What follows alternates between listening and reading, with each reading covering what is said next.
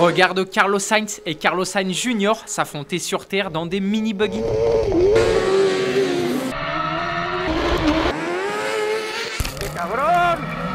Beau duel familial. Allez, c'est parti pour ton Automoto Express. Le SUV Ferrari Purosangue est enfin là. 5 ans après avoir été annoncé, il vient tout juste d'être présenté. Il s'agit de la première Ferrari 4 portes 4 places. Ne parlez pas de SUV, hein. Ferrari prétend que son modèle est différent des SUV concurrents. La marque va jusqu'à affirmer que le Purosangue, je cite, crée un nouveau segment, le sien. Ah bon? Et pourquoi? Parce que le moteur est en position centrale avant, reculé sous le tableau de bord donc, et la boîte elle est à l'arrière. Et ça, c'est vrai qu'aucun autre SUV ne le propose. À quoi ça sert? À une meilleure répartition des masses pour un dynamisme bien supérieur. Résultat, un Ferrari Purosangue a 49% du poids à l'avant et 51% à l'arrière. Un Lamborghini Urus, c'est 58% à l'avant et 42% à l'arrière. Pour le design, on retrouve les codes de la marque au cheval cabré. La voiture est agressive, ses flancs très galbés. J'aime beaucoup aussi ses portières antagonistes. Côté moteur aussi, le Purosangue embarque l'ADN d'une Ferrari. Il est animé par un V12 atmosphérique de 725 chevaux. De quoi abattre le 0 à 100 en 3 secondes 3.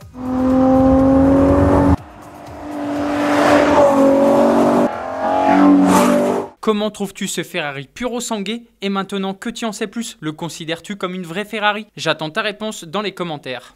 La Peugeot 308 met les doigts dans la prise. Chose promise, chose due, Peugeot a dévoilé la déclinaison 100% électrique de sa compacte 308. Elle sera commercialisée mi-2023 en version berline et break. La i308 dispose d'un moteur électrique de seulement 156 chevaux et une nouvelle petite batterie. Selon le cycle WLTP, l'autonomie atteindrait tout juste 400 km. Peugeot annonce avoir travaillé l'efficience avec 12,7 kWh au 100 km. C'est bien. Côté recharge, elle est moins rapide qu'une Mégane. Il sera possible de recharger les batteries de 20 à 80% en moins de 25 minutes. La face avant et le sous-bassement ont été légèrement modifiés pour améliorer son coefficient aérodynamique. Elle s'offre également des nouvelles jantes de 18 pouces et des pneus à faible résistance au roulement. Côté tarif, on peut l'estimer à environ 45 000 €. MG4 électrique, une concurrente très sérieuse. Le constructeur chinois MG vient de dévoiler sa compacte électrique, la MG4. Et mon premier constat, c'est que la concurrence peut avoir peur d'elle. MG a frappé un très gros coup. Elle est proposée à partir de 29 000 €.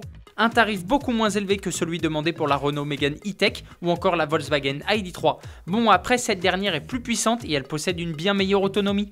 Côté mécanique, elle dispose d'un moteur de 170 ou 204 chevaux. L'autonomie est quant à elle comprise entre 350 et 450 km. Son intérieur paraît soigné avec plusieurs écrans. Tobias Meurs rejoint Piëch Automotive. Je vais tout expliquer, ne t'inquiète pas. Tobias Meurs est un patron allemand. Il a été directeur général d'AMG entre 2013 et 2020, puis PDG d'Aston Martin entre août 2020 et mai 2022. Joli CV, hein?